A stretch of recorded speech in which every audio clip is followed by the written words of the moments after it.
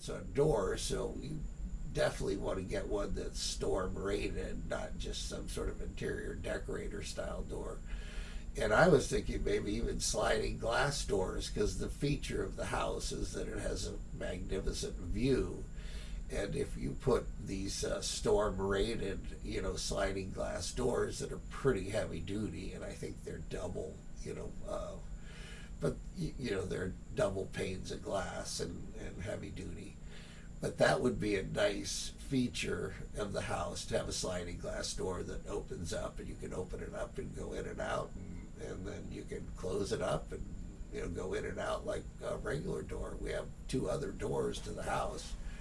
So that was my thought on that issue, was that what could we change? And we just replaced the kitchen counters in there, and they did a nice job. And the kitchen counters are standard counter height. I don't know the exact height, but I would say 36 inches is probably close. 30 inches, 36 inches. And so that's off of the floor in the house, and it definitely was like above the counter, because it was flotsam and gypsum. I mean, like mangrove hypocotyls, seeds and leaves. And actually, when I went over to clean the house today, there were just fish, actually in the house, little fish, all back in the different rooms. So we're going to continue cleaning and try to clean it up. But you definitely have a fish problem or a hurricane problem with this Helene. So anyway, so we have that. And then the other issue is that when I was watching the water pulse around and these projectiles going back and forth, I thought, well, what can we do with a 4-foot wall of water that's coming through your yard? What can we do? Well, over on the bridge side, there's just what we used to put, like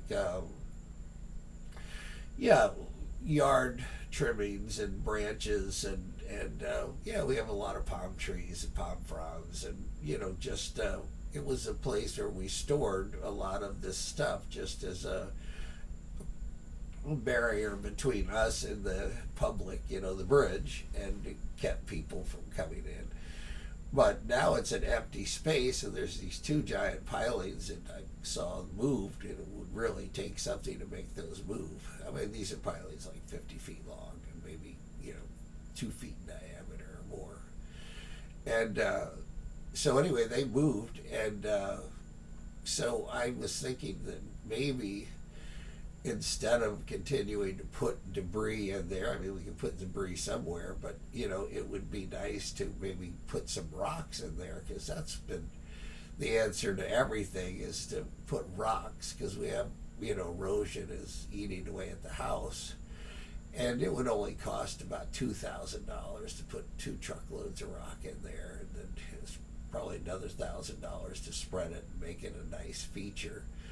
But that would, up to this point, because now, of course, this is our new mark, and we've flooded 3 times in the last 6 months.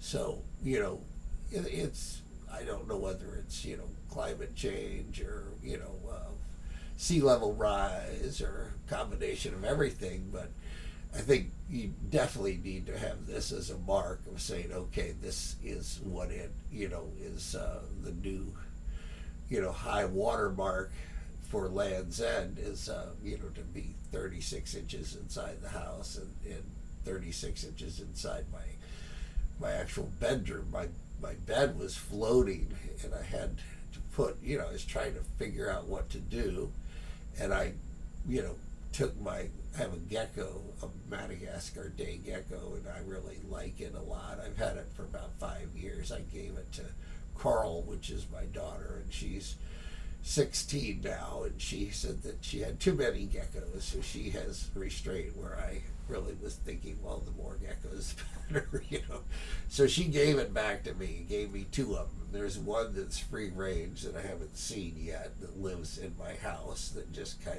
of comes and goes when he wants. I put food out for her. They're both hers. And so anyway, we had this,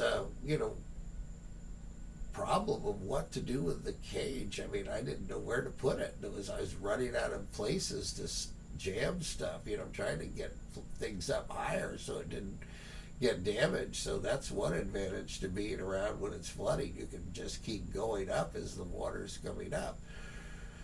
So my solution was to put her on my bed, and my bed actually floated, and I was sort of surprised, but it was floating around, and that was her little island that she was on, was my bed floating around in my room.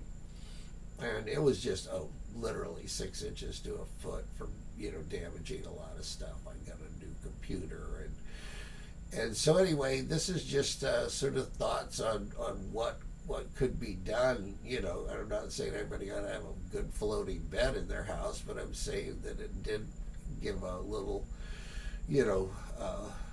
refuge for my gecko, and she's doing fine now. And I'm sitting here thinking about, oh man, everybody's got one of these neighbors that has a generator. So I have no electricity now, which is no fun, but my neighbor has a generator, so the quiet peacefulness of the night, which is really nice here, is interrupted by this constant drone of a generator. It's not too bad, but I remember when I was on a boat, I used to sail a lot, and we would, be at an anchorage, and everybody would be peaceful in